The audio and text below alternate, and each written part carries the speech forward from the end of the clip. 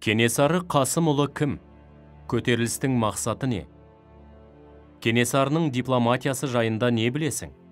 Кенесары ханды қолбасшы ретінде қалай сипаттай аласың? Кенесары Қасымұлы кім? Ауыз әдебиеті нұсқаларына қарағанда Кенесары тым кішкентай болып туылыпты. Оған ат қойған адам титтей нәрестені алақанына салып тұрып, өзі құрттай ғана екен, ендеше аты Кене сары болсын депті деген аңыз бар.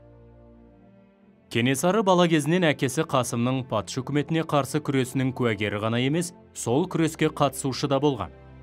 Текті отбасыда дүние есігін ашқан Кенесарыны көрген адамдар оны атасы Абылайға ұқсататын еді. Әкесі Қасым да осы баласынан көп үміт күтсе керек. Кенесарының өзі де бала кезінде маңайындағы құрдастарына «Мен ешқашан өзімнің батырлығымнан танбайым, және керемет ерлік көрсетіп барып өлем» деп айтқан екен. Көтерілістің мақсаты не? Кенесары бастаған азаттық күрестің мақсаты Абылай хан тұсындағы қазақ хандығының территориялық тұтастығын қалпына келтіру, Ресейдің құрамына кірмеген қазақ жерлерінің тәуелсіздігін сақтап қалу болды. Кенесары тәуелсіздік жолындағы күреске ерте араласқан. 20 жасында жас күрескердің ат үстіндегі өмірі басталады. Ағасы мен әкесі өмірден өткеннен кейін ол күрес тізгінін толығымен өз қолына алады. Дегенмен Кенесары сұлтан ашық күреске шықпас бұрын патша өкіметінің қазақ жерінде бекіністерді салуларын тоқтатуын, салынған бекіністерін жоюды, орыс әскерлерінің қазақ жеріне кіруін тоқтатып, қазаққа тиесілі жерді кері қайтаруын бейбіт түрде талап етті.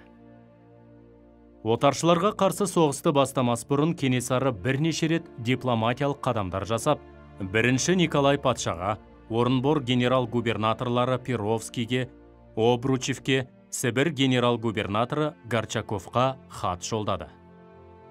Кенесарының дипломатиясы жайында не білесіңдер? Кенесары Қасымұлы Ресей патшасына жолдаған алғашқы хаттарының бірінде тіпті императорды атасы Абылай хан заманында екі ел арасында орын алған бейбіт қатынасқа және шекара есебінде қабылданған межеге қайта оралуға шақырды. 1837 жылғы желтоқсанда бірінші Николай патшаның өзіне осындай мазмұнда хат жазған. Сіздің арғы бабаларыңыз, ал бізде менің атам Абылай патшалық құрған уақытта халық бейбіт және тыныш жағдайда өмір сүрді. Оны ешкім бұзған емес.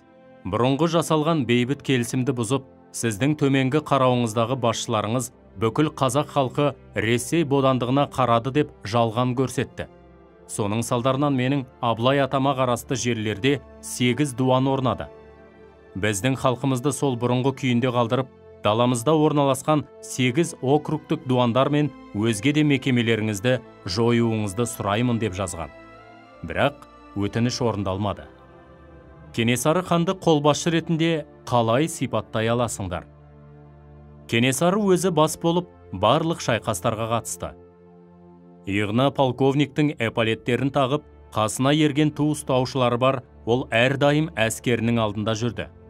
Сондықтан да жауларының өздері оның көзсіз батырлығын мойындаған.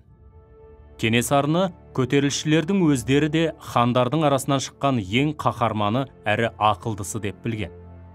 Кенесары бастаған күрес шын мәнінде ұлт азаттық күреске айналды. Көтерілісшілердің өз әнұраны болғаны да белгілі. Қорытынды. Көтеріліс қазақ тарихындағы 10 жылға созылған ұлттың азаттығы үшін болған күрес болып қалды. Көтерілістің талаптары ішінара орындалып, қазақтар еркін көшіп қона бастады. Қазақ халқының ұлттық сана сезімі оянды. Қаһарлы патша өкіметіне де қарсы тұрып, өз теңдіктерін талап етуге құқылы екеніне көздері жетті.